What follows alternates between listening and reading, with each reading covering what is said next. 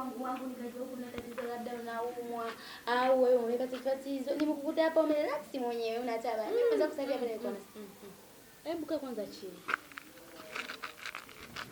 Mimi mwanzo hapa nilikuwa na safari hapo umenipigia simu nipo stendi nataka nisafiri ndugu yangu. Ngoja kwanza niambie uombe maana hapa unavyoniona nilikuwa na safari zangu hapo umenipigia simu nipo stendi nataka nikuwe kwenye gari na simu yako ndio naiona. Niambie kwanza uombe maana umenitoa huko wangu ndugu yangu.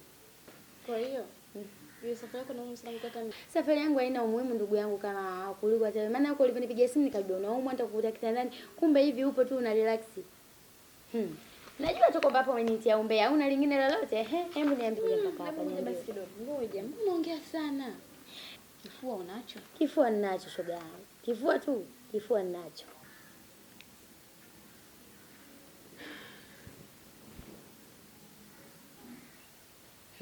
Mbona unaguna tena ndugu yangu? Hebu kwanza niambie uombea mimi wenzako jamani nataka nisafiri. Sio hivi safari yangu ndio vinanipatia hela. Naomba kwanza simu. Ila simu yangu hapa mnaviona haina salio haina SMS. Mbona unajiami? Wewe nipe simu yangu. Si ningekuuliza. Wewe tena nakujua simu yako wewe kisalio nategemea kwa azima. Chukua. Kwa mimi matonya. Hapana, sijasema hivyo wewe tena. Kidogo tu umekasirika. Hebu chukua.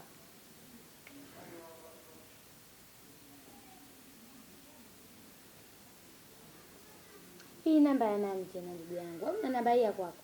Tulia basi. Umeona hiyo namba? Nimeiona ndugu yangu. Na sio tu kuiona, uikalili. Hii namba mimi hapa nitaikalili. Usave ni save jina gani? Save jina lote. Cha msingi tu ikumbuke. Sawa. Nipe uombe ndugu yangu. Kwa kuwa na haraka shule yangu. Wahi safari yako. Alafu baadaye nitakupa mchapo mzima kusionana. Hilo tu ndugu yangu haina shida. Sio shida zangu ndugu yangu. Hilo tu limeisha. Sio shida zangu. Na kuaminia jeshi kubwa unaga baya.